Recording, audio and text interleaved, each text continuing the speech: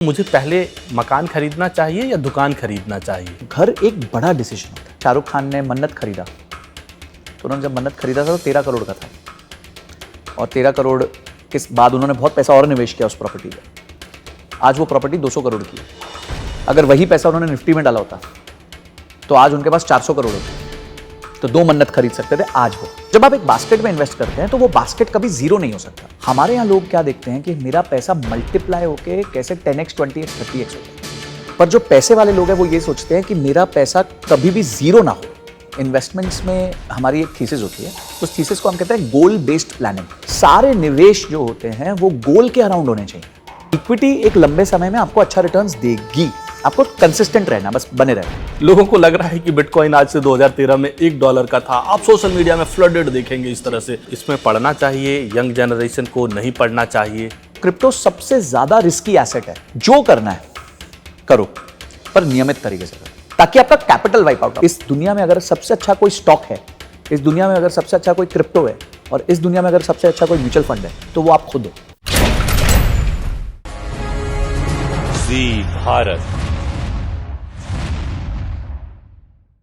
किस्मत से ज्यादा और समय से पहले कभी किसी को कुछ नहीं मिलता, लेकिन अगर समय पे सही ज्ञान मिल जाए तो फिर कहते हैं ना, सोने पे सुहागा।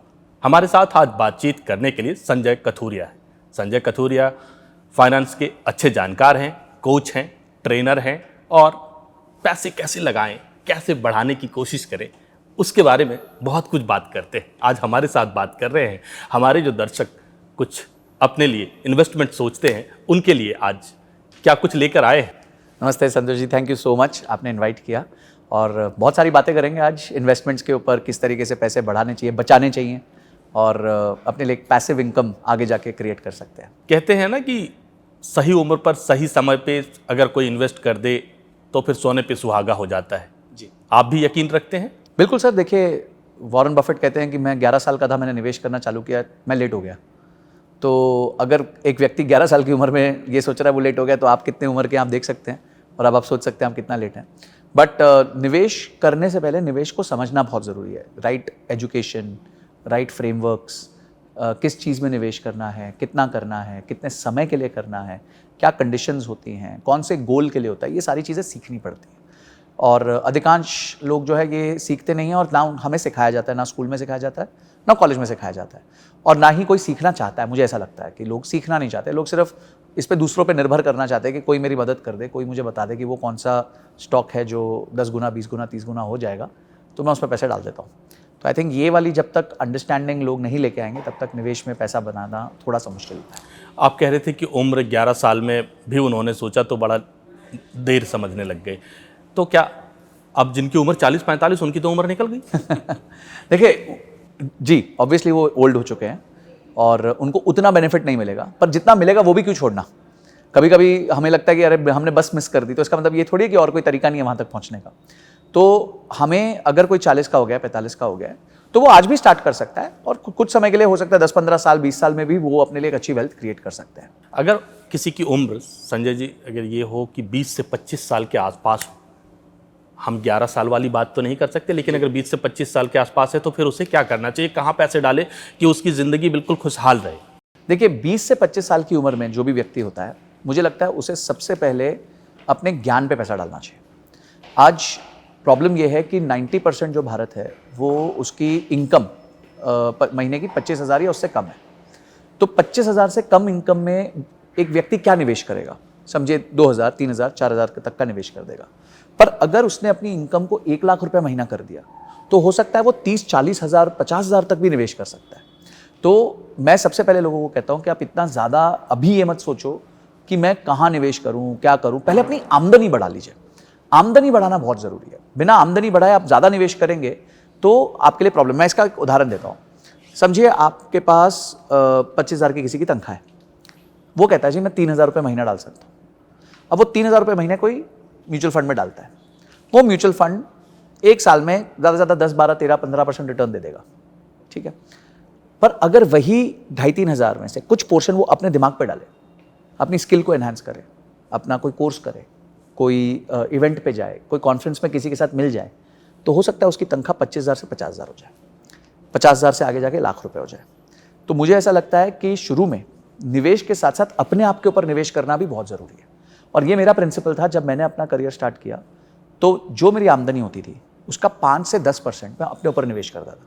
मैं कोर्सेज करता था, मैं वो चीज़ें सीखता था जो मुझे जॉब में हेल्प करती हैं, जो भी टूल्स सीखने होते हैं। जैसे सर उदाहरण देता हूँ, मैं जब कॉलेज में था, MBA कर रहा था, तो हमें माइक्रोसॉफ्ट एक्सेल नहीं सिखाया गया। पर जैसे ही मैं जॉब में आया तो मुझे पता चला कि ये एक बहुत इंपॉर्टेंट स्किल है जिसके बिना मेरी ग्रोथ नहीं हो पाएगी। तो सबसे पहले मैंने माइक्रोसॉफ्ट एक्सेल का कोर्स किया। अब मज़ेदार बात यह 2008 में माइक्रोसॉफ्ट एक्सेल का कोई भी कोर्स आपको फिजिकली जाके करना पड़ता था, कोई एक क्लासरूम में, और आपके 15-20 हज़ार रुपये लगते थे। आज सेम काम 500 से 1000 रुपये में भी हो जाता है। तो अभी इस टाइम पे स्किलिंग करना अपने आप को बहुत आसान हो चुका है। तो वो कोर्सेज जो आपके गोल के प्रति, आपके करियर के प्रति आपको आगे लेके जाएंगे, आपको उसमें भी निवेश करना चाहिए। तो आप ये मत सोचिए कि आप सिर्फ जो है स्टॉक्स में या म्यूचुअल फंड्स में ही निवेश करेंगे, वो भी करिए, पर साथ साथ अपने आप के ऊपर भी निवेश करिए। मैं उसी पे आ रहा था आपके पास, स्टॉक के बारे में। आजकल एक बड़ा फेनोमेना चल रहा है, लोगों के मन में ये बात होती है कि जैसे ही थोड़ा सा पैसा आया स्टॉक में बनाते हैं, क्योंकि स्टॉक से पैसे बहुत बन रहे हैं।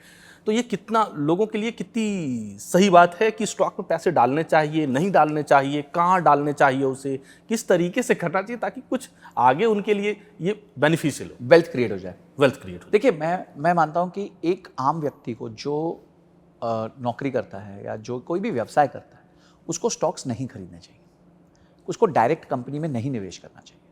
उसका कारण ये है क्योंकि वो जब कंपनी में निवेश करता है तो वो कंपनी के फंडामेंटल्स को नहीं पढ़ता, वो कंपनी के टेक्निकल्स को नहीं पढ़ता, वो मैनेजमेंट को नहीं जानता, वो बिजनेस को नहीं जानता, वो बिजनेस को वो जानता नहीं, बैलेंस शीट को कैसे पढ़ते हैं, P&L को कैसे पढ़ते हैं, मैक्रो इकोनॉमिक फैक्टर्स क्या होते हैं। अब इतनी सारी चीज़ें पहले या तो सीख लो, ठीक है, और उसके बाद आप स्टॉक्स पिकिंग करो, नहीं तो जिसका काम उसी को साझे, आप म्यूचुअल फंड मैनेजर को दे दो। म्यूचुअल फंड मैनेजर के यहाँ टीम होती है, उनके पास रिसोर्सेज होते हैं, वो मार्केट के अंदर प्लेयर्स हैं, उनके पास इंफॉर्मेशन है, उनको आइडिया होता है, वो ग्लोबली एनालाइज कर रहे होते हैं सिचुएशन को, तो वो ज़्यादा अच्छी बेट ले सकते हैं क्या चीज़ खरीदनी है, क्या चीज़ बेचनी है।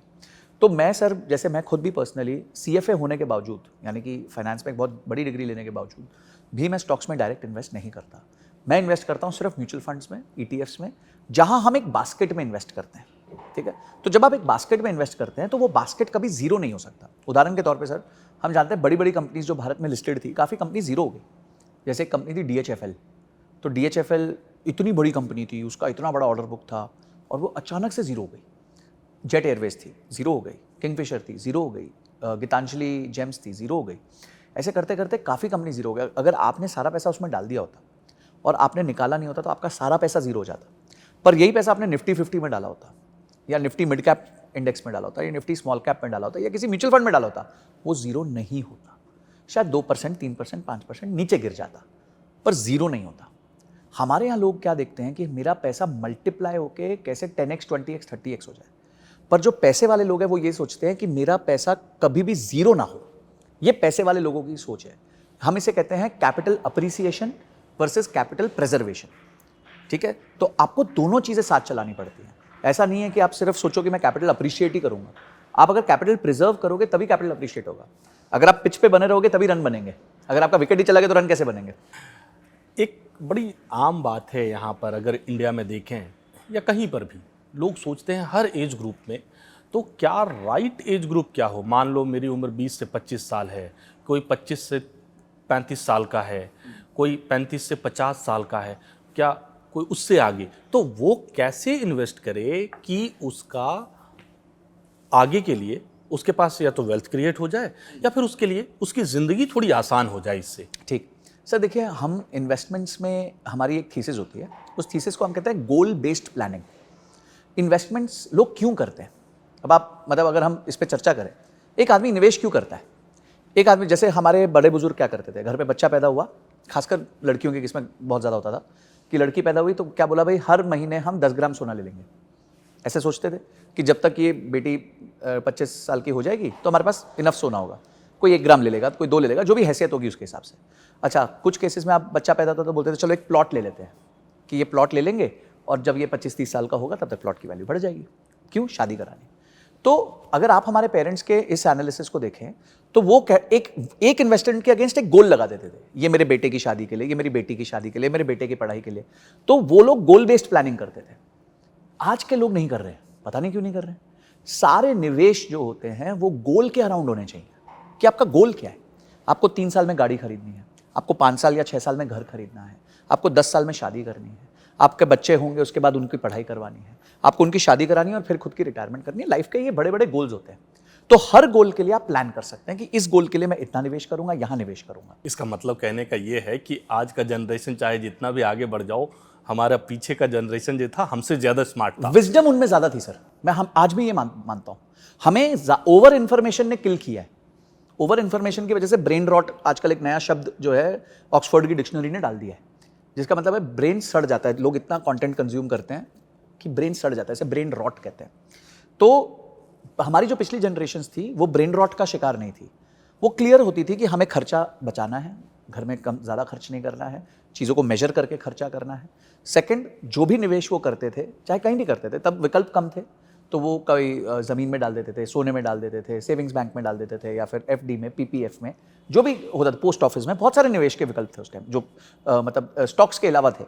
तो वो जो सही समझते थे एक पर्पज़ के लिए उसमें डाल देते थे कि ये तो भाई मेरे को इसमें से जब मैं बुढ़ा हो जाऊंगा तो मुझे पीपीएफ में से महीने का 25-30 हज़ार रुपये मिल जाएगा, मेरा घर खर्च चलाने को काफ़ी रहेगा। संजय जी, ये पूरा जो जनरेशन अभी है वो आजकल क्रिप्टो के लिए पागल है।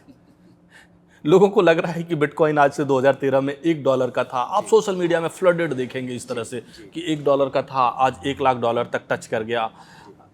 इसी तरीके से और भी क्रिप्टो जो करेंसी है उन करेंसीज में आप लगाएं, ये कितना वाजिब है? मतलब इसमें पढ़ना चाहिए, यंग जनरेशन को नहीं पढ़ना चाहिए? देखिए सर, मैं एक बात सबको कहता हूँ, आपके सामने खाने की थाली पड़ी है, ठीक है, खाने की थाली रख दी गई है और उसमें सिर्फ चावल दे दिए, आप खा लोगे? नहीं खा पाओगे। या सिर्फ दाल दे दी तो खा पाओगे? नहीं खा पाओगे। सिर्फ सब्जी नहीं खा पाओगे। आपको सब कुछ का मिक्स चाहिए। आपके पास दाल, सब्जी, रोटी, अचार, दही और थोड़ा मीठा भी होना चाहिए। अब पूरा मीठा कर देंगे तो भी नहीं खा पाओगे। तो इसका मतलब ये है कि जब भी आप निवेश करते हैं तो निवेश को एक थाली की तरह समझें। थाली में सब कुछ होता है, थोड़ा बेसिक चीज़ें भी होती हैं, मतलब जिससे आपका हाजमा ठीक रहे, थोड़ी चटोरी चीज़ें भी होती हैं जिससे आपकी ज़बान मज़ा भी आए आपको खाने में, और मीठा भी होता है, जिनको मीठा पसंद है वो मीठा भी खाते हैं। इसी तरीके से जब आप निवेश करते हैं तो आपको भी अपनी थाली बनानी पड़ेगी। अब आप बोलो मैं पूरी थाली में क्रिप्टो डाल दूँ, तो क्रिप्टो सबसे ज़्यादा रिस्की एसेट है। वो $1,00,000 भी हो जाता है, $75,000 भी हो जाता है, $10,000 भी हो जाता है, फिर वापस $1,00,000 कुछ भी हो जाता है उसका। वो ऐसा इंस्ट्रूमेंट है जो एक-एक दिन में, या एक-एक दिन में भी नहीं, एक-एक घंटे में 30-30% गिर सकता है और एक-एक घंटे में 30-30% चढ़ भी सकता है। तो ऐसी चीज़ में आप पूरी थाली उसकी नहीं बना सकते। आप अपनी थाली में छोटा हिस्सा उसे दे सकते हो। फॉर एग्जाम्पल, अगर आप महीने का $10,000 निवेश कर रहे हो तो आप ये कह सकते हो जी मैं 500 या 1,000 रुपये क्रिप्टो कॉइन में डाल दूंगा, ठीक है, बचा हुआ 9,000 में डालूंगा म्यूचुअल फंड्स में, ईटीएफ्स में, या कोई बहुत अच्छा कंपनी का स्टॉक आपको समझ आ गया, आपने रिसर्च कर लिया है, आपको लगता है ये कंपनी बहुत लंबे समय तक आगे चलेगी, उसमें डाल दूंगा।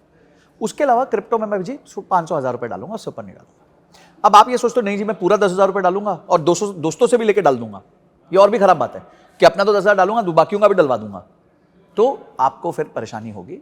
फिर कभी आपका लक खराब हो गया तो फिर आप अपना कैपिटल वाइप आउट कर जाओगे, कुछ बचेगा नहीं। ये तो बड़ा मुश्किल है। फिर तो ये आपकी बात यंग जनरेशन को उतनी अच्छी नहीं लगी।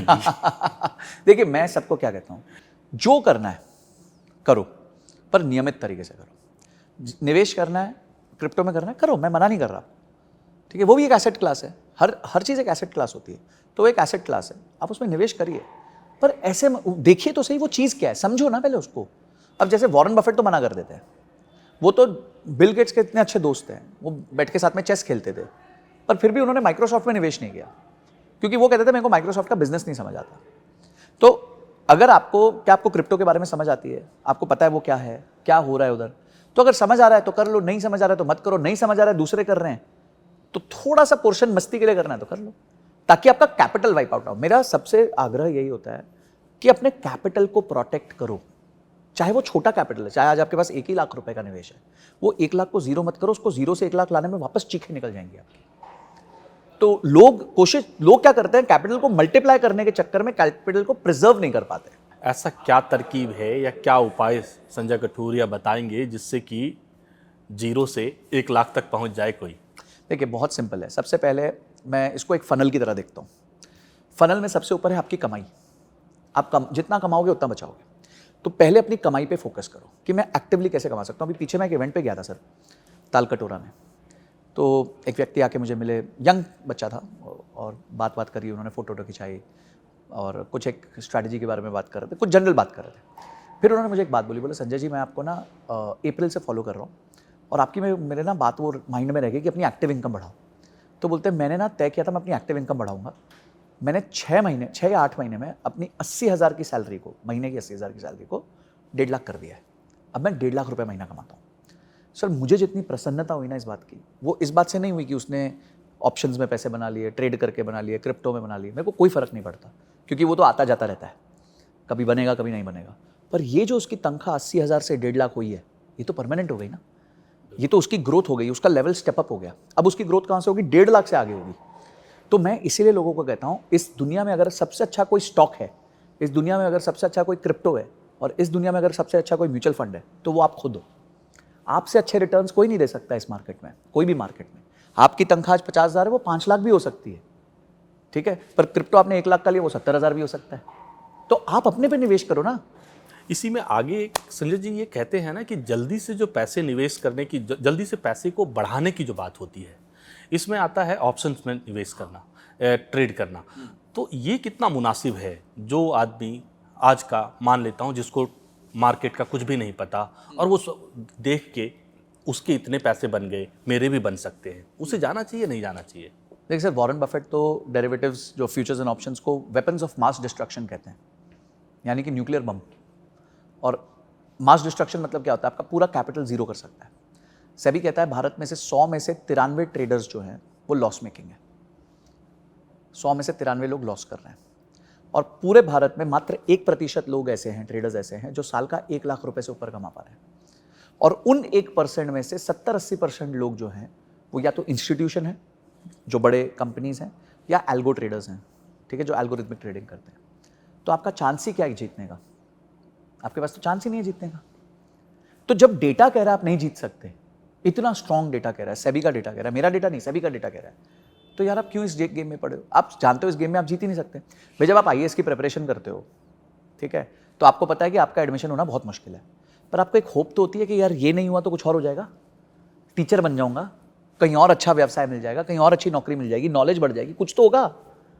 ऑप्शंस में कुछ नहीं होगा। इसमें ये जीरो सम गेम है, आपकी हार किसी की जीत है और किसी की हार आपकी जीत है। तो इसलिए अगर आपको ऑप्शंस से पैसा बनाना है या फ्यूचर्स एंड ऑप्शन से बनाना है, तो पहले इसको करियर की तरह लीजिए, इसको सीखिए। 5-6 साल आपका पैसा आप हारोगे, उसके बाद शायद आप बनाना सीखोगे। पर लोगों को चाहिए मैं कल से बना लूँ, वो नहीं होने वाला, दैट्स नॉट पॉसिबल। मैंने भी देख के और सुन के और लोगों की बातों को सुन के अपना एग्जाम्पल बताता हूँ कि मैंने भी 50,000 रुपये डाले थे, वो जीरो हो गए। बिल्कुल हो जाते हैं। आपने ऑप्शन खरीदा होगा। मैं जीरो हो गए, तो अनुभव बिल्कुल मेरा भी आप जो बोल रहे हैं उससे इत्तेफाक रख रहा हूँ। इससे आगे की बात करते हैं। कुछ लोग ऐसे भी होते हैं जो संयमित तरीके से रिटर्न चाहते हैं, उन्हें कुछ इस तरीके से, तो वहाँ उनके पास मार्केट में पैसे लगाए, या रियल एस्टेट में पैसे लगाए, या गोल्ड में पैसे लगाए। आज की तारीख में, आज जो हमारा ये पॉडकास्ट देख रहा है, उनमें से कुछ लोग अगर प्रेरित होते हैं तो उनके लिए बेहतर सलाह क्या हो सकती? देखिए, हर एसेट क्लास की अपने रिटर्न्स हैं, अपने रिस्क हैं और अपने उसके कैरेक्टरिस्टिक्स हैं। तो तीनों की बात कर लेते हैं। अगर आप म्यूचुअल फंड्स की बात करते हैं, तो म्यूचुअल फंड्स में सबसे पॉजिटिव बात यह है कि आप कम पैसे से अंदर घुस सकते हो, पॉइंट नंबर 1। पॉइंट नंबर 2, आप वो लिक्विड होता है, कल को अगर वो लॉस में भी है तो आप पैसा निकाल सकते हो एक बटन पे। तो आपने समझो लाख रुपए डाले थे, वो 90 रह गए, तो बटन दबा के 90,000 तो बाहर आ जाएंगे, ठीक है, इमीडिएटली आ जाएंगे। तो लिक्विडिटी वाइज बहुत अच्छा है, छोटे निवेशक के लिए सब अच्छा है, ठीक है। अब आते हैं हम रिटर्न्स के एंगल से। तो रिटर्न्स के एंगल से आज तक इक्विटी ने लॉन्गर होराइजन में, 25-30 साल के होराइजन में सबसे अच्छा रिटर्न दिया, सबसे अच्छा रिटर्न दिया। इस पर मेरी बहुत हंसी की बात आती है कि जैसे शाहरुख खान ने मन्नत खरीदा, तो उन्होंने जब मन्नत खरीदा था तो 13 करोड़ का था, और 13 करोड़ के बाद उन्होंने बहुत पैसा और निवेश किया उस प्रॉपर्टी पे। आज वो प्रॉपर्टी 200 करोड़ की है। अगर वही पैसा उन्होंने निफ्टी में डाला होता तो आज उनके पास 400 करोड़ होते, तो 2 मन्नत खरीद सकते थे आज वो। तो लंबे समय में हमेशा जो मार्केट्स है वो बेटर रिटर्न्स देती हैं आपको। बट मतलब ठीक है, उनके लिए कोई बड़ी बात नहीं है, उनके पास तो बहुत पैसा है, तो उन्होंने एसेट क्लास जो है डाइवर्सिफाई कर दिया और उनको घर भी चाहिए था। पर मैं एक उदाहरण दे रहा हूँ आपको। एक बार राकेश झुनझुनवाला ने अपने क्रिसिल के शेयर्स बेच के 40 करोड़ का घर लिया। उनके पास क्रिसिल के शेयर्स थे, उन्होंने 40 बेचे और 40 करोड़ का घर ले लिया। कुछ सालों बाद वो घर 100 करोड़ का हो गया और वो क्रिसिल के शेयर्स जो बेचे थे वो 3000 करोड़ के हो गए। तो सोचिए कि वो 40 करोड़ के शेयर्स बेच के घर लिया जो 100 करोड़ का हुआ, और वो बेच नहीं सकते अब उस घर को। 100 करोड़ का घर एक बार में बिकता नहीं जल्दी। और वहीं वो जो शेयर्स अगर ना बेचते तो वो करीबन 3000 करोड़ के हो जाते। तो इक्विटी एक लंबे समय में आपको अच्छा रिटर्न्स देगी, आपको कंसिस्टेंट रहना, बस बने रहना है। अब आते हैं रियल एस्टेट पे। रियल एस्टेट में आपको 2-3 चीज़ें देखनी होती हैं। रियल एस्टेट भारत में पहले ज़्यादा क्यों चलता था? क्योंकि थोड़ा कच्चा पक्के का इक्वेशन सेट हो जाता था वहाँ पे। अब थोड़ा वो मुश्किल हो गया है। पहली चीज़ तो ये हो गई। सेकंड चीज़ ये है कि रियल एस्टेट में आपको लमसम पैसा चाहिए, 10 लाख, 20 लाख, 30 लाख, 50 लाख, करोड़ रुपए वैसा चाहिए अगर आप प्लॉट ले रहे हैं। अगर आप अपार्टमेंट ले रहे हैं तो अपार्टमेंट लेंगे तो आपको लोन लेना पड़ेगा, फिर आपकी कमाई उस हिसाब से होनी चाहिए। तीसरा, आपका पैसा लंबे समय के लिए फंस जाता है। आपने प्रॉपर्टी ली, लैंड ली, तो ऐसा तो है नहीं कि वो कल बिक जाएगी। अच्छा, ऐसा नहीं आप उसको टुकड़ों में बेच सकते हो कि भाई चलो एक काम करता हूँ, मैंने तो 1000 गज लिया था, चलो 200 गज के 5 प्लॉट बना देता हूँ। ऐसा तो होगा नहीं। तो रियल एस्टेट में आपका मोटा पैसा लगता है, लंबे समय के लिए लगता है। ठीक है, तो अगर आपके पास ये दोनों प्रावधान हैं पैसों में कि आपके पास मोटा पैसा भी है और लंबे समय के लिए है, तो डेफिनेटली आप डाल सकते हो। अगर आपको लगता है लोकेशन अच्छी है, आगे जाके इसमें वृद्धि होगी, तो आप डाल दीजिए। तो मैं, दैट इज़ योर डिसीजन। और तीसरा आपने पूछा गोल्ड। सर, गोल्ड को मैं गद्दा कहता हूँ। आप अगर हिस्टोरिकली देखेंगे, जब भी मार्केट्स में कुछ ऊंच नीच हुई है, गोल्ड ने परफॉर्म किया। अभी पिछले 3 महीने में, जनवरी 2025 से लेकर आज हम 12 अप्रैल को बैठे हैं, इस 3 महीने के अंदर, 3-3.25 महीने के अंदर गोल्ड ने 23% का रिटर्न दिया है। पिछले 3 साल से गोल्ड लगातार पॉजिटिव रिटर्न दे रहा है। अगर आप 2016 से लेकर अभी तक गोल्ड का प्राइस देखें तो 3 गुना हो चुका है। कहाँ वो 30,000 होता था, आज वो 90,000 हो गया। तो गोल्ड ने बहुत ज़बरदस्त रिटर्न्स दिए। तो मैं गोल्ड को गद्दा कहता हूँ कि जब भी आपका पोर्टफोलियो गिरेगा तो वो गद्दे पे गिरेगा, अगर आपके पास गोल्ड है तो मैं इसलिए सबको कहता हूँ गोल्ड आपके पोर्टफोलियो का 5 से 10% हिस्सा होना ही चाहिए। मैं खुद भी लेता हूँ।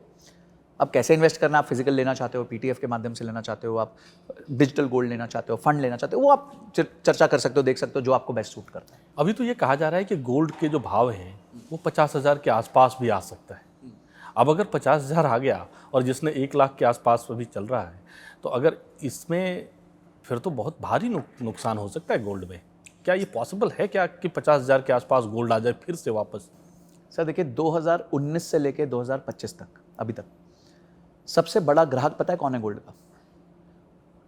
सबसे बड़े ग्राहक हैं बड़े बड़े देशों के सेंट्रल बैंक। जैसे आज तक जो सबसे बड़ी शॉपिंग करी है वो चाइना ने करी है पिछले 5-6 साल में। उसके बाद पोलैंड ने करी है, इंडिया ने करी है, रशिया ने करी है। इन लोगों ने सबसे ज़्यादा शॉपिंग करी है गोल्ड की। तो अगर इतने बड़े बड़े सेंट्रल बैंक्स गोल्ड लेके बैठे हुए हैं तो ये थोड़ा सही मेरे को लगता नहीं है कि गोल्ड 50,000 आ जाएगा। वहाँ तक मुझे उम्मीद बहुत कम है। सेकंड, अगर आप हिस्टोरिकली भी देखें तो एक ही ऐसा साल था, मुझे याद नहीं आ रहा कौन सा साल था, जब गोल्ड 20-30%, 25% नीचे गिरा था। उसके अलावा पिछले बहुत सालों से गोल्ड इतना ज़्यादा नीचे नहीं गिरा। कभी गिरा भी तो 3-4% साल में गिरा है, ज़्यादा से ज़्यादा, ज़्यादा नहीं गिरा है। तो अगर हिस्टोरिकली भी देखूं तो भी ये बात मेरे को समझ नहीं आती। अच्छा, जिस दिन ये न्यूज़ आई थी उसके बाद गोल्ड 7% ऊपर चला तो तब से और भी समझ नहीं आ रहा, क्योंकि जब वो आई थी न्यूज़ तो इंटरनेशनल मार्केट्स में गोल्ड का रेट $3,000 था, अभी $3,200 है, $3,250 के आसपास है। तो मैं मतलब देखिए क्या होता है, मैं आपको हर जन को एक ही बात कहता हूँ, मतलब इकोनॉमिस्ट की मत सुनो, बिल्कुल मत सुनो, क्योंकि मैं ऐसा कोई इकोनॉमिस्ट नहीं जानता जिसने स्टॉक मार्केट से पैसा बनाया हो। क्योंकि वो ना बहुत सोचते हैं, और जो बहुत सोचते हैं ना वो कुछ कर नहीं पाते। तो निवेश में भी ऐसा ही है, आप बहुत सोचोगे ना आप कुछ नहीं कर पाओगे। आप सिंपल रहो ना, अपनी थाली सजा लो कि अगर आप खाना भी ठीक खाओ, नियमित खाओ कि मैं 2 रोटी खाऊंगा, 1 कटोरी चावल खाऊंगा, 1 कटोरी दाल खाऊंगा, 1 कटोरी सब्जी खा लूंगा और सैलेड खा लूंगा। अब कोई आपको आके बोल सकता है डाइटिशियन की नहीं जी आप चावल बढ़ा दो, रोटी कर दो, पर अगर आप ये भी खाते रहोगे ना आप जिंदगी भर स्वस्थ रहो। अच्छा, एक बात बड़ी सबके मन में एक दुविधा रहती है कि भैया पहले मकान खरीदें या दुकान खरीदें। अगर मान लो आज की तारीख में मेरे पास कुछ पैसे आए, मेरे पास ना छत है ना और कुछ है, तो मुझे पहले मकान खरीदना चाहिए या दुकान खरीदना चाहिए? सर, इमोशनल डिसीजन है पहली बात तो, ठीक है, क्योंकि इस चक्कर में मेरे को बहुत लोग बोलते हैं कि सर आप तो मना करते हो, घर लेने को मना करते हो। मैं ये कहता हूँ कि कोई भी डिसीजन लेते हुए थोड़ा उसका मैथमेटिक्स चेक कर लो। प्रॉब्लम क्या होती है, लोग घर लेते हैं, इमोशनली ले लेते हैं। अभी आज एक न्यूज़ आई है कि जो सोसाइटी मेंटेनेंसेज हैं, आप तो नोएडा में रहते हैं तो वहाँ भी सोसाइटी मेंटेनेंस होती होगी। अब जो सोसाइटी मेंटेनेंस 7500 रुपये से ज़्यादा है महीने की, उस पर 18% जीएसटी लगेगा। अब देखिए, अचानक से बैठे बैठे 1500 रुपये का और फटका पड़ गया। अब कंज्यूमर के पास तो ऐसा नहीं होता ना, उसको तो जीएसटी का वो नहीं मिलता, इनपुट क्रेडिट नहीं मिलता। आपको और मेरे को थोड़ी मिलेगा, मतलब एक आम नागरिक को नहीं मिलता। हम तो समझो जो व्यापार नहीं करता उसको तो मिलता ही नहीं है, जो खासकर सर्विस में उनको नहीं मिलता। तो अब अचानक से क्या हुआ, जिन लोगों ने सोचा था यार थोड़ा बड़ा घर ले लेते हैं, तो उनके तो एडिशनल बोझ आ गया ना 1500 रुपये का, बिना किसी कारण के। और अगर वो छोटा घर लेते तो उनकी मेंटेनेंस भी कम होती, शायद वो 7500 नहीं होती तो 4000 होती, 5000 होती, 3000 होती। तो जब आप घर लेते हैं ना, तो घर एक बड़ा डिसीजन होता है। घर में आपका पैसा लग रहा है, आप बैंक से पैसा उधार ले रहे हैं, 20 साल 25 साल के लिए उधार ले रहे हैं। आप अपने अगले 25 साल जमा कर रहे हैं उसको, कि मैं 25 साल तक तेरे साथ हूँ भाई। 25 साल तक यहाँ शादियाँ नहीं डिग रही, पता नहीं घर के लोन के क्या हालत है। तो ये सारे डिसीजन लेने से पहले थोड़ा मैथमेटिक्स करना ज़रूरी है आज के दिन, कि आप देखिए कि क्या चलेगा, क्या नहीं होगा, मैं कितना दे पाऊंगा, कितना मेरा भाड़ा आएगा, कितना मेंटेनेंस आएगा, सोसाइटी का कितना चार्ज जाएगा, क्या मैं उसे अफोर्ड कर सकता हूँ, क्या मेरी तनख्वाह के 30 से 40% में ये सारा खर्चा बैठ जाएगा कि मैं ईएमआई भी दे दूँ, मैं मेंटेनेंस भी दे दूँ, मैं बिजली का खर्चा भी दे दूँ। तो आपकी समझ है, ठीक है, बहुत अच्छी बात है, फिर आप ले लो घर, कोई चक्कर नहीं। पर अभी अगर आपकी वो स्थिति नहीं है और आपको एक छोटी शॉप मिल रही है, समझिए आपकी स्थिति नहीं है और आपको एक 20 लाख रुपए की दुकान मिल रही है, जहाँ आपको पता है यार इसमें ना महीने का 15,000 या 12,000 का किराया आ जाएगा दुकान में, तो ले लो ना, 12,000 पैसिव इनकम तो बनेगी। उस 12,000 से घर के कुछ खर्चे तो नॉक ऑफ होंगे, और वो एसेट है, अगर साल का 2-3% भी बढ़ गया तो आपके लिए फायदा दे जाएगा। तो आप पहले ये सोचिए आपकी सिचुएशन क्या है। देखिए, मारवाड़ी से ज़्यादा मनी मैनेजमेंट तो किसी का अच्छा नहीं है। मारवाड़ी भी घर बहुत बाद में लेते हैं, पहले वो दुकान बनाते हैं और दुकान से दुकान से दुकान से दुकान से दुकान ही बनाते हैं बहुत टाइम तक, क्योंकि उनको गैप बहुत चाहिए। उनको अपनी इनकम में और अपने एक्सपेंस में, जो उनकी कमाई और खर्चा है, उसके बीच में बहुत बड़ा गैप चाहिए, तब जाके वो खर्चा करते हैं, जम के खर्चा करते हैं। पर वो जम के खर्चा भी ना बहुत, मतलब उनके लिए, अभी जैसे अंबानी जी पे से बस रहे थे कि 5,000 करोड़ की शादी है, तो क्या बड़ी बात है भाई, उनका तो 1 लाख करोड़ का प्रॉफिट है साल का। कहते हैं मारवाड़ी और गुजराती के दिमाग से ज़्यादा तेज दिमाग बिजनेस में किसी का नहीं होता। क्यों नहीं हो पाता है, वजह क्या है? वजह यह है क्योंकि वो बचपन से ये बातें सुन रहे हैं। आप एक आम मिडिल क्लास के घर पे क्या बातें चल रही होती है रात को डिनर पे, हमारे पास तो पैसे नहीं है बेटा, ये मत खरीदना, ये मत खाना, कल खर्चा ज़्यादा हो गया, ये हो गया, ये बातें चल रही हैं। मतलब उस डिनर टेबल पे अभाव की बातें चल रही हैं, अभाव है, पैसे नहीं है। और मारवाड़ी गुजराती के यहाँ क्या बात चल रही है, आज धंधे में ये प्रॉफिट हुआ, कल मैं ये दुकान खोल रहा हूँ, मैं यहाँ जा रहा हूँ, मैं चाइना जाके देख के आता हूँ नया माल क्या आया है। तो जो चीज़ें, सत्संग क्या होता है, सत्संग यही तो होता है कि आप अच्छी चीज़ें सुनते हो अच्छे लोगों के साथ। तो जब आप सत्संग करते हो तो आपका माइंड वैसे ही चलता है। अब मिडिल क्लास फैमिली में हमेशा यही बात हो रही है कि नहीं, बजट ज़्यादा हो गया जी, खर्चा ज़्यादा हो गया, ऐसे मत कर, तू आगे बाहर मत जा, तू ये मत कर। कोई बच्चा बोलता है नहीं जी मैं थोड़ा एक बार चाइना जाके आना चाहता हूँ, मैं समझना चाहता हूँ वहाँ क्या है। पागल हो गया, 1 लाख रुपये खर्च कर देगा। उनको खर्च और निवेश के बीच का फर्क ही नहीं पता। पर यही कोई दोस्त आके बोल देगा ना कि LIC की पॉलिसी ले ले 1 लाख रुपये की, वो भी ले लेंगे जिसपे कोई रिटर्न्स नहीं बन रहा। तो पॉइंट बहुत सिंपल है कि आपको जो संगति में आप होते हो, जिस तरह के आपके घर पे डिस्कशंस हो रहे होते हैं, उसी से आपका माइंड फ्रेम होता है। तो आपके एक मिडिल क्लास के घर में क्या डिस्कशन हो रहा है, एक मारवाड़ी के घर में क्या डिस्कशन हो रहा है, आप चेक कर लीजिए, अपने आप डिफरेंस पता। आपने डिस्कशन की बात की, डिस्कशन से आगे की बात हम करते हैं कि हर लेवल के, चाहे वो निम्न मध्यम वर्गीय हो, मध्यम वर्गीय हो या अपर क्लास हो, हर कोई गिफ्ट देने में या किसी की शादी वादी में कहीं पर इस तरीके की चीज़ें देता है। गिफ्ट जाते हुए कुछ अपना सगुन लेके जाता है, तो वहाँ पर उन्हें क्या कुछ इस तरीके के अपने जिससे आप करीबी हैं उनको गिफ्ट देना चाहिए जो कि उनके लिए भी कल रह के वेल्थ क्रिएट कर दे? देखिए सर, हम तो जैसे, या फिर वही सगुन जो अपने चलते आ रहे हैं कि 5,000 1 रुपये, 10,000 11 रुपये। जैसा देखिए, मैं थोड़ा अलग सोचता हूँ इस पर। मैं ये सोचता हूँ कि 2 तरह के लोग हैं। एक है जैसे मेरे साथ कोई काम करता है, स्पेशली कोई मेड है या कोई है, उनके घर अगर एक बीमारी आ गई तो वो ख़त्म हो जाएंगे, कहीं के नहीं रहेंगे। तो मैं उनको गिफ्ट करता हूँ मेडिकल इंश्योरेंस, कि भाई 5 लाख रुपए तक का बीमा, ये एक पॉलिसी है, उसमें समझो साल का 8-10 हज़ार रुपये जा रहा है, तो मैं दे दूँगा, कोई चक्कर नहीं। तो अगर मैं दिवाली का बोनस दूँ, उससे ज़्यादा अच्छा है कि मैं उसको एक मेडिकल इंश्योरेंस दे दूँ, तो फैमिली प्रोटेक्ट हो जाती है। अगर हाँ आप किसी इतने प्रॉब्लम में नहीं, पर आप किसी के यहाँ जा रहे हैं, कोई शादी पे दे रहे हैं, तो आप डेफिनेटली गोल्ड दे सकते हो उतने का, क्योंकि गोल्ड पड़े पड़े ही अप्रिशिएट हो रहा है। अच्छा, पैसा खर्च हो जाता है, गोल्ड खर्च नहीं होता, गोल्ड रह जाता है। वो ना गोल्ड अपने सेफ में रख लेता है, बोला चलो छोड़ यार, ये कल को काम आएगा। पैसा कोई नहीं बोलता कल को काम आएगा, बोला आज काम लगा भाई, वो पुराना कुछ वापस कर दे, वो किसी का वापस करना, वो दूध वाले का पैसा दे रहा है, वो कर, इसका पैसा देना दे दो। तो आप ऐसी चीज़ दे दो जो वो आज ना तोड़ पाए और आगे जाके अप्रिशिएट करे। जैसे स्टॉक्स दे दो, म्यूचुअल फंड्स भी दे सकते हो आप, गिफ्ट कर सकते हो आजकल। डिजिटल गोल्ड आप बहुत आराम से गिफ्ट कर सकते हो अगर आप फिजिकल नहीं करना चाहते। समझिए आप किसी को 1100 का गोल्ड देना चाहते हो, अब 1100 का गोल्ड तो आता नहीं है, 1 ग्राम भी आज जो है वो 9,000 रुपये का है, 9,500 का है, तो आप ठीक है डिजिटल गोल्ड ले लो 1100 रुपये का, बिल्कुल आराम से दे सकते हो। तो आप डेफिनेटली जब गिफ्टिंग कर रहे हो या जिस भी उसकी नीड समझो और उसका रिस्क समझो सामने वाले का। मेरी मेड के लिए सबसे बड़ा रिस्क है कि मेडिकल इंश्योरेंस, कि कल को कोई बीमारी आई तो प्रॉब्लम आ जाएगी, तो मैंने उसको मेडिकल इंश्योरेंस गिफ्ट कर दी। पर सामने वाले के लिए है कि चलो थोड़ा गोल्ड दे देते हैं ताकि वो खर्च ना करे और पैसा बढ़ा रहे उसका। तो ये इस तरीके से सोचा जा सकता है। मतलब हर कोई कह सकते हैं कि गोल्ड दे तो ज़्यादा बेहतर है, बिल्कुल बेहतर है, और क्योंकि आगे के लिए आपका वेल्थ क्रिएट हो जा रहा है। डिजिटल गोल्ड दे दीजिए। डिजिटल गोल्ड तो बहुत आराम से आप कितने भी अमाउंट, 100 रुपये का भी दे सकते हो। यहाँ एक बार फिर से हम लोग ना अपने पुराने जनरेशन पे जाते हैं। पुराने जनरेशन वाले जब भी कोई शादी ब्याह ऐसी कुछ चीज़ें होती थी तो वो गोल्ड सिल्वर यही चीज़ें देते थे। आज भी आप वही सजेस्ट कर रहे हो? बिल्कुल। देखिए सर, मैं कहता हूँ हमारे पुराने ज़माने वालों ने SIP, आज सब SIP की बात करते हैं, हमारे लिए SIP क्या थी? धनतेरस। धनतेरस भी तो SIP था। हर धनतेरस पे जाके आपको गोल्ड खरीदना है, कंपलसरी था। 10 ग्राम जाके लोग खरीद, जो भी उसकी हैसियत होती, कोई 1 ग्राम, 10 ग्राम, 100 ग्राम, जो उसकी हैसियत होगी। तो वो क्या था? SIP तो था कि हर ये अपना धनतेरस गए और एक SIP कर दी गोल्ड की। तो अगर आप ज़्यादा दूर नहीं, देखिए मैं लोगों को कहता हूँ कि अगर आपको फाइनेंशियल प्लानिंग सीखनी है, पर्सनल फाइनेंस सीखना है ना, तो आप सिर्फ कौटिल्य की जो किताब है, चाणक्य की किताब है अर्थशास्त्र, उसको पढ़ लीजिए थोड़ा सा। आपको कोई नया मॉडर्न डे टेक्निक सीखने की जरूरत नहीं, उसमें सब कुछ लिखा हुआ है। बजटिंग कैसे करते हैं, अपने आप को कंट्रोल कैसे करते हैं खर्चों से, सब कुछ लिखा हुआ है उसमें। आपको ज़्यादा दूर जाने की जरूरत नहीं, हमारे शास्त्रों में सब कुछ है, सब कुछ है। संजय जी, एक बड़ी जनरल सी ये हो गई, थोड़े से पैसे किसी के पास अगर मान लो आप, मैं 1 लाख का मेरा बजट है, खर्च है, तो मेरी आमदनी 2 लाख 3 लाख रुपए हो रही है, मैंने दिल्ली में भी अपना घर बना लिया, मैंने उसके बाद मैं मुंबई भी मेरा आना जाना है, तो मैं मुंबई में भी घर हो जाए, एक पता चला कि बनारस भी कभी कभार चले जाते हैं पूजा पाठ करने, तो बनारस में भी एक घर हो जाए। तो इस तरह की जो सोच है, ये कैसा सोच है? फ्यूचरिस्टिक सोच है या फिर बैकवर्ड थिंकिंग है? वापस आता हूँ, देखिए पहले तो आपकी इनकम एक्सपेंस कितना है।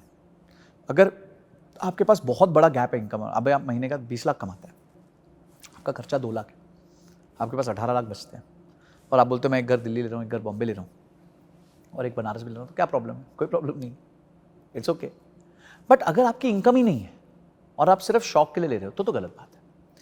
वैसे आजकल बहुत विकल्प आ गए हैं, जिसे हम कहते हैं सर्विस अपार्टमेंट, Airbnb, ये सब है। समझिए आपके पास बॉम्बे में घर है, आप साल में 10 दिन, 20-25 दिन जाते हैं, बचे हुए दिन नहीं जा रहे हैं, तो आप उसको चढ़ा सकते हो Airbnb पे कि चलो आपको उससे कमाई भी होने लग जाएगी, तो आपको फुल टाइम रेंटल पे भी नहीं देना और आपकी कमाई हो जाएगी। यही लोग आजकल करने लग गए हैं कि आपने प्रॉपर्टी खरीद ली, उसको अच्छे से फर्निश करा दिया, खुद तो 10-15-20 दिन गए, बाकी उसको Airbnb पे चढ़ा दिया और वो अपने आप अपने रेंटल दे रही है कि एटलीस्ट आपको साल का 5-6% का रिटर्न भी दे देती है, आपके लिए भी जो जाना होता है वो फ्री हो जाता है, और कैपिटल का अप्रिसिएशन, मतलब जो प्रॉपर्टी है वो अप्रिशिएट भी कर जाती है।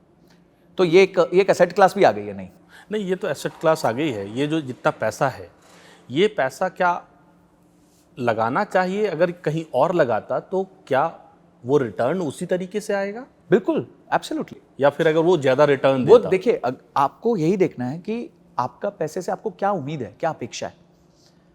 अगर आपको, देखिए कुछ लोगों को ना इक्विटी मार्केट से डर लगता है, तो इक्विटी मार्केट से अगर आपको डर लगता है तो आप बॉन्ड्स ले लीजिए, कॉर्पोरेट बॉन्ड्स ले लीजिए।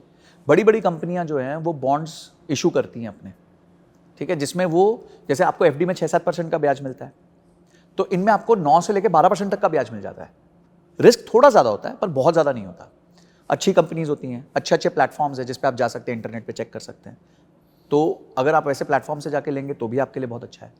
तो बहुत सारे ऐसे विकल्प हैं आज मार्केट्स में जो आपको कम रिस्क में ज़्यादा रिटर्न दे रहे हैं प्रॉपर्टी के मुकाबले। बिकॉज प्रॉपर्टी में ना एक प्रॉब्लम और है कि जब आप प्रॉपर्टी लेते हैं तो आपको 5 से लेकर 7% तक का ट्रांजैक्शन कॉस्ट आ जाता है। Stamp duty, registration, GST, brokerage, सब कुछ आ जाता है।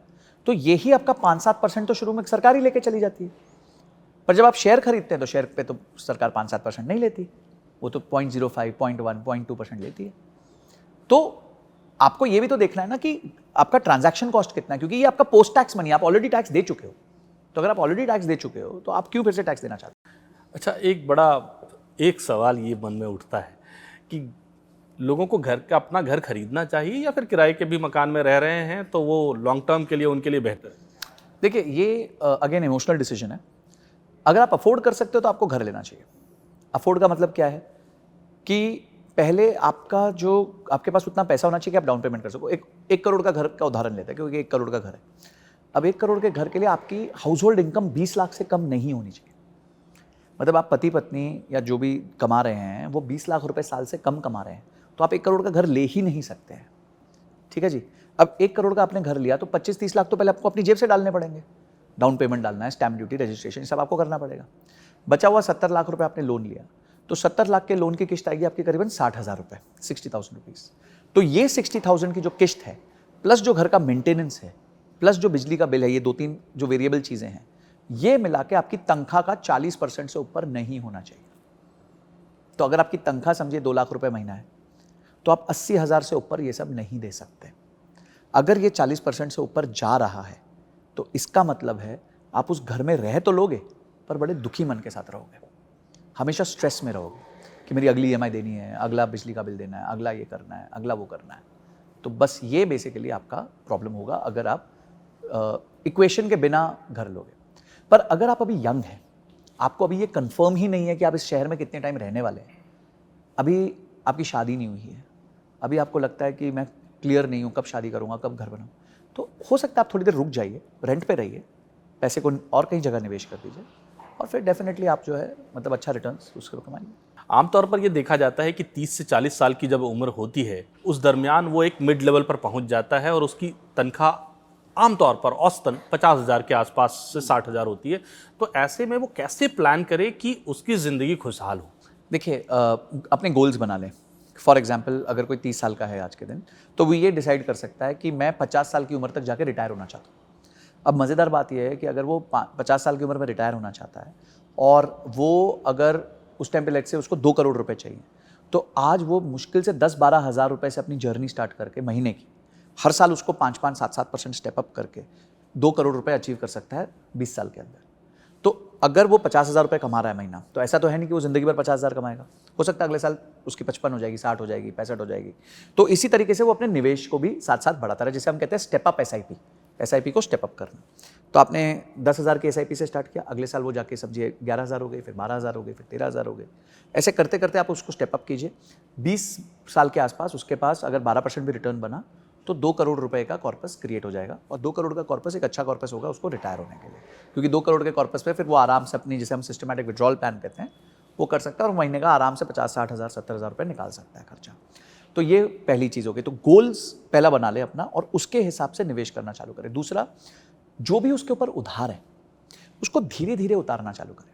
जैसे मैं आपको उदाहरण देता हूँ, किसी पे 25 साल का होम लोन है, अगर वो साल में एक ईएमआई ज़्यादा दे दे, मतलब हम साल में 12 ईएमआई देते हैं, वो कुछ करके 13 ईएमआई दे दे, तो ये 25 साल का उधार जो है वो 20 साल का रह जाएगा।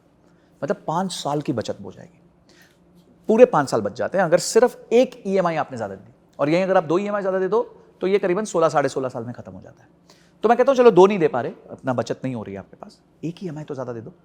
जैसे आप एक ईएमआई ज़्यादा देते हो तो आपका प्रिंसिपल रीपेमेंट ज़्यादा हो जाता है, और उस वजह से आपका लोन जो है उसका ब्याज दर कम हो जाता है। आप जितना ब्याज दोगे उसका 30% की ब्याज की सेविंग होती है अगर आप सिर्फ एक ईएमआई ज़्यादा दे दो। तो ये छोटे छोटे फाइनेंस के ट्रिक्स हैं जो आप यूज़ कर सकते हो अपने आप को बेटर पोजीशन पे लाने के लिए। तीसरा है, आप अपनी बजटिंग ज़रूर करो। बजटिंग का मतलब हो गया कि आपके खर्चे क्या हो रहे हैं, कहाँ हो रहे हैं, कैसे हो रहे हैं, उनके बारे में पता करो। चौथा, अपने इंश्योरेंसेस एकदम सेट कर दो, लाइफ इंश्योरेंस, हेल्थ इंश्योरेंस, एकदम सेट हो जाओ। और उसके बाद बस एक ही फोकस करो, अपनी आमदनी बढ़ाते रहो, उधार कम करते रहो और लंबा निवेश करो, बस आपकी ज़िंदगी सेट हो जाए। आजकल एक चीज़ देखते हैं कि लोगों को हेल्थ को लेकर उतना कॉन्शियस नहीं है। उनके पास, आपने कहा जैसे कुछ अपने बातचीत के दरमियान, इंश्योरेंस का, हेल्थ इंश्योरेंस नहीं है उसके पास, या फिर कुछ लाइफ इंश्योरेंस भी नहीं होता कई लोगों के पास, टर्म इंश्योरेंस भी लोग तो जानते भी नहीं है, बहुत कम इसकी जानकारी है। तो ये कितना मायने रखता है? देखिए सर, मैं ऐसे मानता हूं, ज़रूरी है ये? जैसे आप गाड़ी में बैठते हैं तो आप सबसे पहले काम क्या करते हैं? सीट बेल्ट लगाते हैं, तभी फिर गाड़ी चालू करेंगे। क्यों सीट बेल्ट लगाते हैं? हमारा एक्सीडेंट तो हुआ नहीं है, हम तो इतने टाइम से गाड़ी चला रहे थे, अभी तक तो हुआ नहीं, पर हमें होता है कि शायद अगर हो गया तो हम सेव रहे। बाइक पे बैठते पहले हेलमेट लगा लेते हैं। क्यों? हम ये थोड़ी चाहते हैं हमारा एक्सीडेंट हो, हम ये चाहते हैं कि अगर एक्सीडेंट हो जाए, जो हमारे हाथ में नहीं है, तो हम बच जाए। तो लाइफ के ना कुछ सीट बेल्ट है, और सीट बेल्ट क्या है? वो समझने से पहले हमें लाइफ के 3 बड़े रिस्क समझने पड़ते हैं। सबसे पहला रिस्क है किसी भी व्यक्ति की आमदनी खत्म हो जाए। आमदनी कैसे खत्म होगी? उसका जॉब चला गया, उसका व्यवसाय खराब हो गया, उसके क्लाइंट्स चले गए, तो अचानक हो सकता है, ओवरनाइट हो जाता है कभी कभी। तो पहला रिस्क ये है। दूसरा रिस्क है उसी व्यक्ति की किसी की हेल्थ खराब हो जाए। तो जैसे हेल्थ खराब होगी तो क्या होगा? खर्चा बढ़ जाएगा, इनकम कम हो जाएगी, ठीक है। और तीसरी है उस व्यक्ति की जान चली जाए, जो सबसे अल्टीमेट रिस्क है। तो उस केस में उसको परेशानी नहीं है, उसके घर वालों को परेशानी है कि हो सकता है वो सिर्फ सिंगल अर्निंग मेंबर थे घर के, तो अब घर पे बहुत सारे लाइबिलिटीज़ हैं, उनके गोल्स हैं जो उनको अचीव करने। तो यही 3 सबसे बड़े रिस्क है ज़िंदगी के, और चौथा कोई रिस्क नहीं है बहुत बड़ा। तो पहला रिस्क क्या है? आपकी किसी की आमदनी बंद हो जाए, तो उसके लिए क्या करना चाहिए? Emergency fund. आपके पास 6 महीने का खर्चा एक एफडी में साइड में रखा होना चाहिए, और उसको देखना भी नहीं, आंखों के सामने होना ही नहीं चाहिए, एकदम साइड करके रख दो। तो पहला रिस्क कवर हो गया। अब मैं बताता हूँ, कोविड के टाइम सर लोगों की जॉब गई, सबको हाहाकार मचा, पर कितने टाइम के लिए गई? कोविड तो था ही, कुल मिला के 2 महीने बाद तो वापस लॉकडाउन खुल गया था, धीरे धीरे रिकवरी चालू हो गई थी। तो आप सोचिए कि 6 महीने का अगर आपके किसी के पास वो था, इमरजेंसी फंड था, तो 2 ही महीने का तो उपयोग हुआ, 4 महीने का तो फिर बच गया, पर एटलीस्ट परेशानी तो नहीं हुई। सेकंड हो गया हेल्थ। अगर किसी की हेल्थ खराब हो जाए, तो आज आपको पता है इंश्योरेंस, अब ये मेडिकल ट्रीटमेंट्स कितने महंगे हैं, तो एक ले लो इन हेल्थ इंश्योरेंस, थोड़ी रिसर्च कर लो, देख लो कौन सा लेना है। और तीसरा है लाइफ इंश्योरेंस। किसी की मृत्यु हो जाए तो ठीक है जी, अपने परिवार को प्रोटेक्ट करने के लिए आपको कितनी पैसे चाहिए वो आप जमा कर लो। तो ये 3 लाइफ के सीट बेल्ट है, emergency fund, health insurance, life insurance. जिसके पास ये 3 है उसने सीट बेल्ट पहन लिया। जो इस 3 के बिना चल रहा है, उसका एक्सीडेंट हुआ तो वो जिंदा नहीं बचेगा। एक और बात सामने आती है कि लोगों के पास जब इस तरह की कोई इमरजेंसी होती है तो लगभग इस देश में 8 करोड़ से भी ज़्यादा के पास पीएफ अकाउंट है। लोग अपने पीएफ तुड़वा लेते हैं। आमतौर पर ये कहा जाता है 60 साल के बाद अगर आप पीएफ निकालें तो बेहतर होता है। जो आप कह रहे थे सीट बेल्ट, एक सीट बेल्ट होता है। तो उन्हें क्या सलाह देंगे जो पीएफ निकालना चाहते हैं, इस तरह की इमरजेंसी फंड को इस्तेमाल करना चाह रहे हैं? सर पीएफ तो आपके लिए इमरजेंसी फंड है ही नहीं। PF is not an emergency fund, PF is a retirement fund. वो तो आप जब रिटायर हो जाते हो उसके बाद इस्तेमाल करना है। इमरजेंसी फंड तो आपके पास आंखों के सामने होना चाहिए, बिकॉज पीएफ को विड्रॉ करने में भी टाइम लग जाता है। अगर कोई ओवरनाइट इमरजेंसी आ गई तो आप पैसे कहाँ से निकालोगे? पीएफ में तो आपको दाखिल करना होगा, फिर कुछ समय का वो होता है, फिर आपको लोन मिलता है 1% एक्स्ट्रा पे, या कुछ पोर्शन मिल जाता है, तो ये सब को तो टाइम लगेगा ना। अगर कोई ओवरनाइट इमरजेंसी आ गई तब क्या करेगा कोई? तो इस चीज के लिए इमरजेंसी फंड होना जरूरी है। PF is not an emergency fund, PF is a retirement fund. कि आप रिटायर हो गए, 60 साल के हो गए, जैसे आपने कहा कि 60 साल की अवधि में जब आप हो जाते हो, उसके बाद उस फंड को निकालो, यूज करो और खाओ पियो मजे करो। एक बात आपने बातचीत के दरमियान बड़ी मज़ेदार बात की है कि बास्केट में ये होना चाहिए, थाली में ऐसे होना चाहिए। तो एज के अनुसार किसी की थाली में क्या होना चाहिए और किसी के बास्केट में क्या होना चाहिए? देखिए सर, मैं इसको ऐसे कहूँगा कि एज से ज़्यादा गोल होता है। जैसे अगर मैं 40 साल का हूँ और मेरा गोल, मेरे को हेल्थ ठीक करनी है, तो मेरा प्लेट वैसा दिखना चाहिए। अब अगर मेरे को हेल्थ ठीक करनी है, वज़न कम करना है, तो मेरे थाली में छोले भटूरे तो हो नहीं सकते, क्योंकि वो मेरा वज़न कम नहीं करेंगे।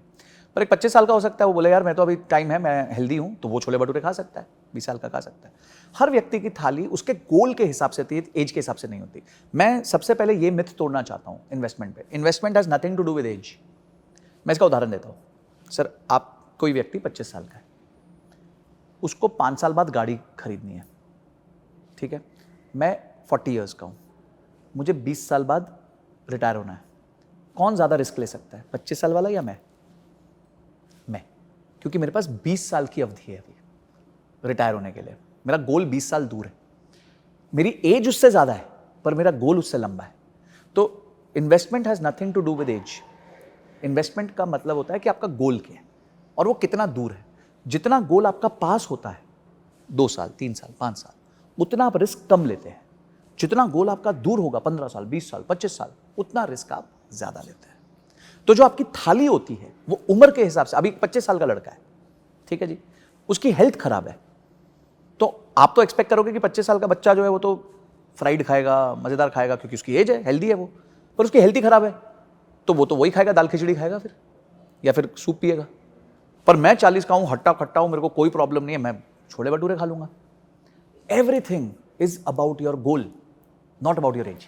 मैं मतलब वैसे ये मिथ आपके माध्यम से आज तोड़ना चाहता हूँ कि आप ये मत सोचिए मैं 25 साल का हूं तो कैसे निवेश करूं। आप ये सोचिए मेरा गोल क्या है, मैं उसके हिसाब से निवेश करूं। मैं 25 साल का हूँ, मेरे को 30 साल निवेश करना है, मुझे रिटायरमेंट 55 साल की उम्र में चाहिए। जितना रिस्क ले सकते हो लो, कोई प्रॉब्लम नहीं है। स्मॉल कैप फंड्स में डालो, मिड कैप फंड्स में डालो, लार्ज कैप में कब डालो, कोई प्रॉब्लम नहीं है, क्योंकि आपके पास 30 साल की अवधि है। पर यही आपकी अवधि अगर 10 साल है तो आप स्मॉल कैप में कम डालो, मिड कैप में कम डालो, लार्ज कैप में ज़्यादा डालो। तो सारा निवेश जो है ना सर, वो गोल्स के अराउंड है, एज के अराउंड नहीं है। मतलब मैं जस्ट आपको ये बोलना चाहता हूँ सो दैट लोगों को ये बात की क्लैरिटी आ जाए कि age has nothing to do with investments. आपने पूरे इन्वेस्टमेंट के सारे तरीके बताए। एक बात जरूर जानना चाहेगा हर कोई, चाहे दर्शक हमारे किसी भी वर्ग का हो, कि वो पैसा गोल्ड में निवेश करे या एसआईपी में निवेश करे। अगर उसको डर लगता है, बहुत डर लगता है, रिस्क नहीं ले पाता, तो गोल्ड में कर दे। और एसआईपी जो होती है वो निवेश नहीं होता, एसआईपी निवेश का तरीका होता है। एसआईपी से आप गोल्ड में भी पैसा डाल सकते हैं, एसआईपी से आप म्यूचुअल फंड में भी पैसा डाल सकते हैं, एसआईपी से आप क्रिप्टो में भी डाल सकते हैं, और एसआईपी से आप स्टॉक्स में भी डाल सकते हैं। एसआईपी का मतलब होता है कि हर महीने या हर फ्रीक्वेंसी में कुछ पैसा सिस्टमैटिक डालते हैं। पर एसआईपी जनरली इंडिया में लोगों को लग गया कि एमएफ हो गया, म्यूचुअल फंड हो गया। तो एसआईपी माध्यम है, म्यूचुअल फंड जो है वो एसआईपी तरीका है पैसा डालने का, और म्यूचुअल फंड माध्यम है पैसा डालने का। तो एसआईपी आप अगर आपका रिस्क टेकिंग एबिलिटी कम है, आप डरते हो कि लाल नहीं दिखना चाहिए ज़्यादा, तो आप गोल्ड ले लो, ठीक है। अगर आपका रिस्क टेकिंग एबिलिटी थोड़ा ज़्यादा है और आपके पास अवधि भी है, तो आप इक्विटी में डालो। इक्विटी हमेशा लंबे समय में बेटर रिटर्न्स देती है, लंबे समय में 10 साल 15 साल। अगर आप 2 साल 3 साल के लिए आ रहे हो तो कृपया करके इक्विटी में मत डालो पैसा, कोई चक्कर नहीं। कुल मिला के आप भी वही कह रहे हैं, लॉन्ग टर्म इन्वेस्टर बनो। सर उसके अलावा कोई तरीका ही नहीं है, कोई विकल्प नहीं है। हाँ, एक विकल्प है जो मैंने कहा ना, इस दुनिया का सबसे अच्छा स्टॉक, इस दुनिया का सबसे अच्छा म्यूचुअल फंड, इस दुनिया का सबसे अच्छा क्रिप्टो आप खुद हो। आप अपने आप की रिटर्न्स जो है 2 साल 5 साल 10 साल में 10x कर सकते हो, 100x कर सकते हो। आपकी तनख्वाह 20,000 है, आप 2 लाख पे भी जा सकते हो, 20 लाख पे भी जा सकते हो, वहाँ कोई रोक नहीं है। पर अगर सेम अपेक्षा आप निवेश से करोगे तो आप धोखे में रहोगे।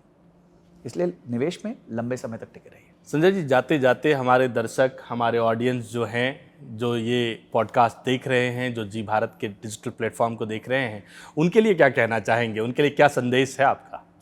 सर मैं तो एक ही संदेश कहूँगा, इसमें कहूँगा कि एक कहावत है, बहुत सुंदर लगती है मुझे, कि fools with plan are better than intelligent people without plan. मतलब अगर फूल्स यानी कि जिनमें अकल नहीं होती, अगर वो एक प्लान के साथ चलेंगे तो जो इंटेलिजेंट लोग हैं उनको बीट कर देंगे। तो मार्केट्स में इंटेलिजेंस किसी के काम नहीं आती, मार्केट्स में सिर्फ बने रहना काम पे आता है। तो आप जितनी देर मार्केट्स में बने रहेंगे, ज़्यादा सोचेंगे नहीं, अपने निवेश पे टिके रहेंगे, मार्केट की न्यूज़ से डरेंगे नहीं, कभी ऊपर हो गया कभी नीचे हो गया, तो आप लॉन्ग टर्म में बहुत अच्छा पैसा कमाएंगे।